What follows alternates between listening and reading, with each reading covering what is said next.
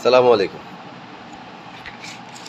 গত বেশ কয়েকদিন যাবৎ ফেসবুকে বা ইউটিউবে বা বিভিন্ন গণমাধ্যমে একটা জিনিস দেখা যাচ্ছে যে প্রকাশ্যে বটি দিয়ে কোবাইতেছে, ছুরি দিয়ে, রান্দা দিয়ে, হ্যাঁ? মানে এই যে ১০ জনের সামনে একজনরে যে মারে, ভাই ১০ জন আপনারা মানুষ না? আপনাদের মধ্যে রক্ত নাই? আরে ভাই ১০ জন যদি একসাথে দাঁড়ান, ওই একটা লোকে জান তো বাঁচে ভাই। আমাদের মধ্যে এই মানে এটাকে কি বলে, এই সাহসের জন্য তো ভাই কোনো ক্লাস করা লাগে না, কোনো ডিগ্রি নেওয়া লাগে না। এটা আল্লাহ তাআলা আপনার জন্মগতভাবে আপনার ভিতরে দিয়ে দিছে, ব্যবহার করেন। আপনার সামনে রাস্তায় আপনি দেখতেছেন, আপনি সাহস করে ভিডিও করতে পারতেছেন। কেন করতেছেন? আপনার রিল বাড়ানোর জন্য, ভিউ বাড়ানোর জন্য। ওই ভিডিওটার আপনি না কইরে আপনি তার পাশে দাঁড়ান। আপনার লাঠি দরকার নাই, আপনার অস্ত্রের দরকার নাই। রাস্তায় তো ভাই ইট থাকে, ইট দিয়েই প্রতিবাদ করেন না। আপনি একটা ইট মারেন, আপনার পিছনে আরও ১০ জন ইট মারবে। এটা নিয়ে গতকালকে দেখলাম, না গত পরশু দেখলাম, আমারই ফ্রেন্ড লিস্টে থাকা আমার এক ভাই, আমার এলাকারই ভাই বন্ধু হবে আর কি, সে এটা নিয়ে প্রতিবাদ করছে। জিনিসটা আমার খুব ভালো লাগছে। তো তারে দেখে আমি নিজেও একটু অনুপ্রাণিত হইলাম। আজকে আমি এটা নিয়ে একটা ভিডিও তৈরি করলাম।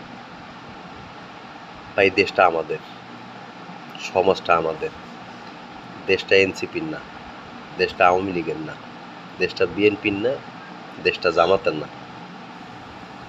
আমি আপনি ঠিক, দেশ ঠিক। আমি আপনি ঠিক থাকলে কেউ কিচ্ছু করতে পারবে না।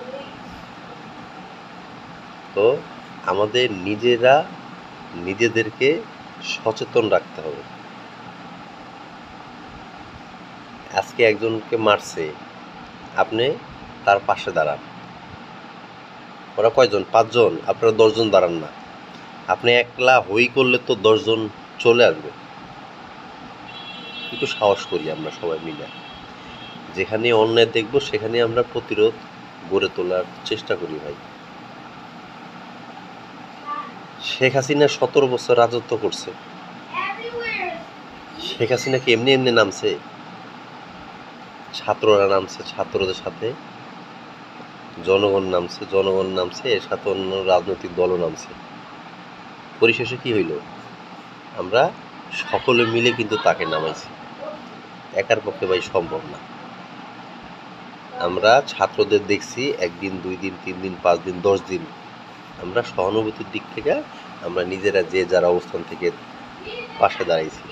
কেউ প্রকাশ্যে সশরীরে পাশে দাঁড়াইছি, কেউ ভিডিওর মাধ্যমে প্রতিবাদ করছি, মিডিয়ার মাধ্যমে প্রতিবাদ করছি তো, পাশে দাঁড়াইছি তো, ভূমিকা পালন করছি তো।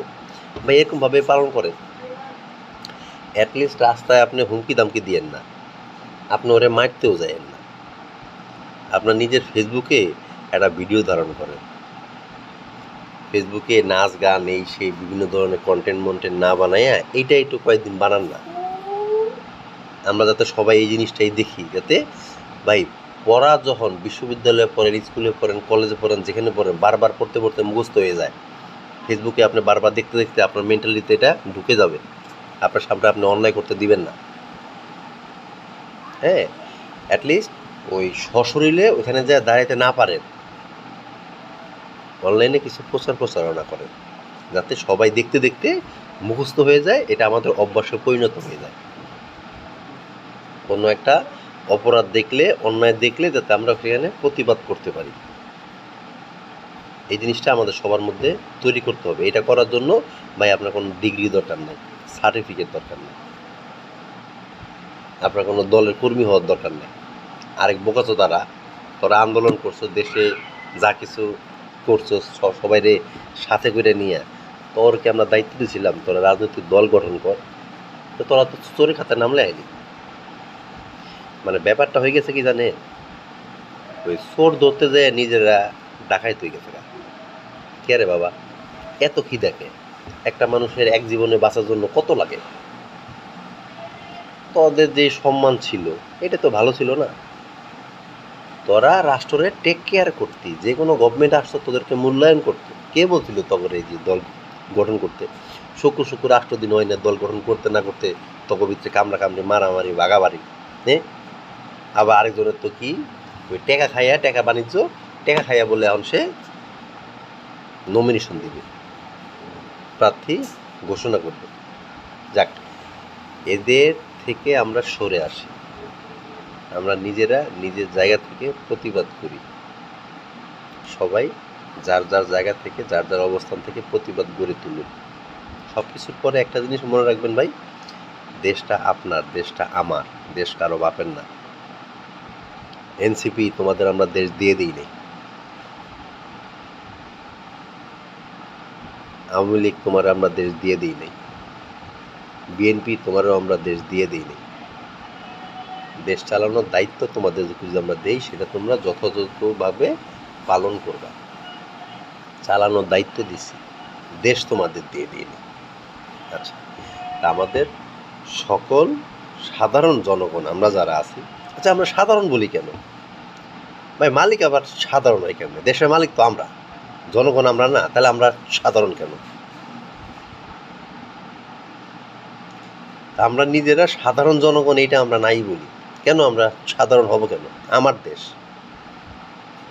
দেশে যত উন্নয়ন, যত যা কিছু করার লাগে, ট্যাক্স মেক্স বকর করে এই সেই যা যা দেওয়ার সব তো আমরা দিই ভাই। এরা তো ভোগ করে, আমরা দিই। তার মানে আমরা সাধারণ জনগণ হবো কেন? আমরা তো সাধারণ না, আমরাই দেশের মালিক।